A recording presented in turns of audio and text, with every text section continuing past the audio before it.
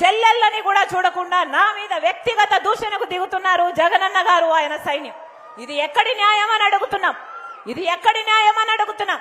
ఎవరికైనా హక్కు ఉంది, ఏ పార్టీలో చేరే హక్కు, ఏ పార్టీలోనైనా చేరే హక్కు ఉంది, ఏ సిద్ధాంతానైనా ఎంబ్రేస్ చేసుకునే హక్కు ఉన్నప్పుడు మీరు నన్ను ఎందుకు దూషిస్తున్నారు అని అడుగుతున్నాం. అది కూడా మామూలు దూషణలు కాదు. ఒక సైన్యాన్ని పెట్టి, డబ్బులతో కొన్న ఒక సైన్యాన్ని పెట్టి సోషల్ మీడియాలో ఇష్టం వచ్చినట్లు వ్యక్తిగతంగా దూషిస్తున్నారే.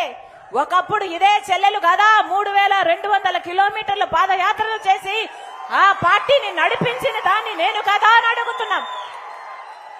ఒకప్పుడు ఇదే చెల్లెలు కదా సమైక్య ఆంధ్ర కోసం ఒక ఉద్యమం చేసింది ఇదే చెల్లెలు కదా, తెలంగాణలో ఓదార్పు యాత్ర చేసింది ఇదే చెల్లెలు కదా, ఇదే చెల్లెలు కదా బాయ్ బాయ్ కే బాబు అని ఒక క్యాంపెయిన్ నడిపి ఆ రోజు చంద్రబాబును దించిన మీ చెల్లెలు కదా అని అడుగుతున్నాం.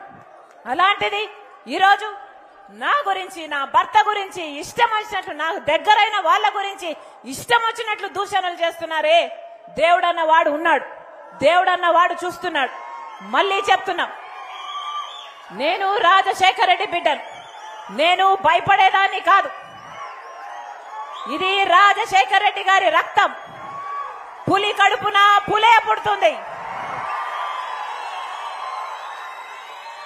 నా గుండెలో నిజాయితీ ఉంది. ఆంధ్ర రాష్ట్ర ప్రజలకు, నా పుట్టింటి వాళ్లకు మేలు జరగాలనే రాజశేఖర రెడ్డి బిడ్డ ఆంధ్ర రాష్ట్ర రాజకీయాల్లో అడుగుపెట్టింది. కాబట్టి ప్రత్యేక హోదా వచ్చేంత వరకు ఆంధ్ర రాష్ట్రంలోనే రాజశేఖర రెడ్డి బిడ్డ ఉంటుంది. పోలవరం ప్రాజెక్టు కట్టేంత వరకు ఆంధ్ర రాష్ట్రాన్ని వదిలిపోదు రాజశేఖర రెడ్డి బిడ్డ. మనకు రాజధాని రావాలి. ఆంధ్ర రాష్ట్ర ప్రజలకు చెందాల్సిన అన్ని హక్కులు నెరవేర్త వరకు రాజశేఖర రెడ్డి బిడ్డ ఇక్కడ నుంచి కదలనేది ఆంధ్ర రాష్ట్ర ప్రజలకు మాటిస్తుంది రాజశేఖర రెడ్డి బిడ్డ.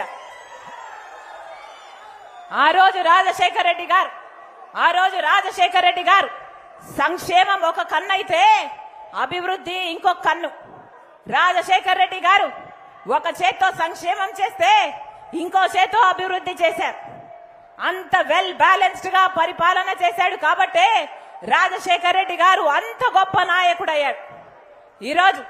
ఈరోజు రాజశేఖర రెడ్డి గారి తరహా పాలన ఉందా?